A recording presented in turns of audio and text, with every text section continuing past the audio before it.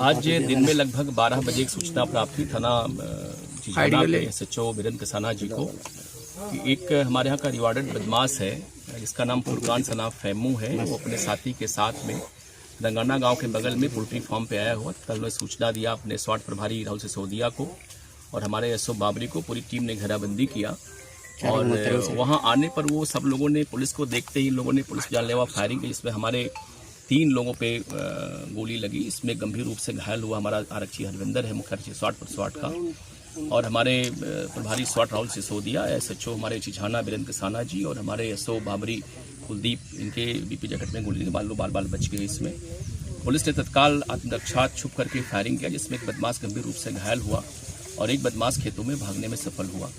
तत्काल हमारी पुलिस स्वयं भी अपने लोगों को उठा के CSC ऊन भिजवाई और जो घायल बदमाश था उसको उठा के लोगों ने CSC ऊन भिजवाया इलाज के लिए, जहां उसकी जेरे इलाज मौत हो गई है। जानकारी हुई कि वो बदमाश कुख्यात फुरकान पुत्र फैमू है और जिस पर लगभग 30 मुकदमे अभी हम लोग को ज्ञात हुए हैं और पहले से ही ये हमारे यहाँ 307 पुलिस मुठभेड़ और लूट में वांछित चल रहा था और इस पर जोड़ महोदय के द्वारा 1 लाख रुपये रिवार्ड घोषित किया गया था। आपको स्पष्ट कर दूं कि एक कन्विक्टेड अपराधी है, 10 साल की सजा हो चुकी पहले से इसको, और ये 2014 में आपको ज्ञात ही होगा कि ये जो मुकीम काला गैंग था, फुरकान गैंग था, इन लोगों ने कैराना में कहर बरपा दिया था।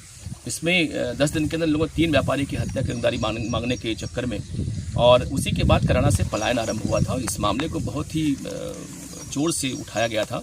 और इसके पश्चात माननीय मुख्यमंत्री महोदय जब सत्ता में आए तो उनको यहाँ आना पड़ा था, वो परिवार में गए भी थे और इसके बाद पलायन यहाँ रुका था। एक बड़ा अपराधी हमारे जनपद में रुका बचा हुआ था ये।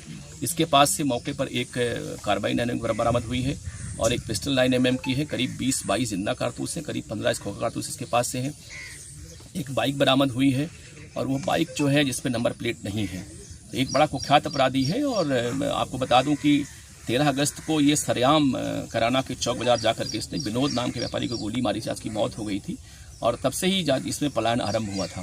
तो एक बड़ी उपलब्धि हमारी पुलिस टीम की है। ये रहता नहीं था यहाँ पे, इसका जो स्टेइंग एरिया था वो पंजाब था, हरियाणा था, उत्तराखंड था, बीच बीच में आता रहता था ये और क्राइम करके चला जाता था ये। सर आज यहाँ पहुँचा है सर, कितने कारतूस कितने राउंड गोलियाँ चली सर और क्या करने आया था सर ये? बेसिकली ये हमें लगता है कि जो काम मैंने आपसे कहा कि बीच बीच में आता रहता था ये, अपने टारगेट को ढूंढते आ रहा टारगेट को लेकर के ये। तो आज ये रंगाना गाँव में आया था, चूँकि इसका ऑपरेशन का एरिया भी ये था ये, और तभी जानकारी हमारे SHO को यहाँ से सूचना किसी ने फ़ोन पे दे दिया और जानकारी SHO को थी भी कि एक बड़ा बदमाश है। तो पूरी टीम को उन्होंने अलर्ट किया, हमारी टीम यहाँ पे आई और इसने करीब पुलिस पे 5 या 6 राउंड फायरिंग किया जानलेवा इसने, और पुलिस की फायरिंग में गंभीर रूप से घायल, जिसकी मौत हो गई है।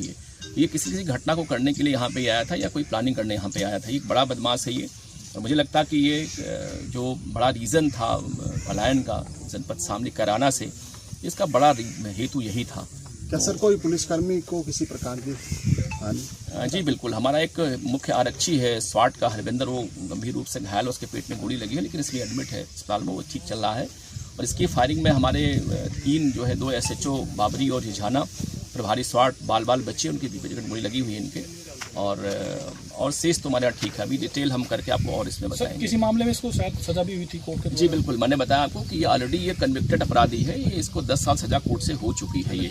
इसके बावजूद भी ये माननीय उच्च न्यायालय से ये जमानत पे बाहर घूम रहा था और ये मैंने कहा घूमने बल्कि वांछित था और 1 लाख रुपये का रिवार्ड पहले से घोषित था इसके ऊपर। तो ये पूरा हरियाणा, पंजाब और उत्तराखंड में घूम के रहता था, केवल अपराध करने कैराना के आसपास से आता था ये, और रात में आया चला गया। इवन जिसके घर में घटनाएं हुई थी, जो लोग पलायन किए थे, उनके बच्चे भी इससे डरते थे। उन लोगों ने कई बार कहा कि साहब रात में हमको सपना आता कि वो बदमाश आएगा, हमारे फादर को डैडी को मार देगा वो। तो इस तरह से इसका बड़ा आतंक था इस वेस्टर्न यूपी मुख्यतः कैराना एरिया में, और हमें लगता है कि इसके मृत्यु होने से अब काफ़ी सकून लोग इस करेंगे।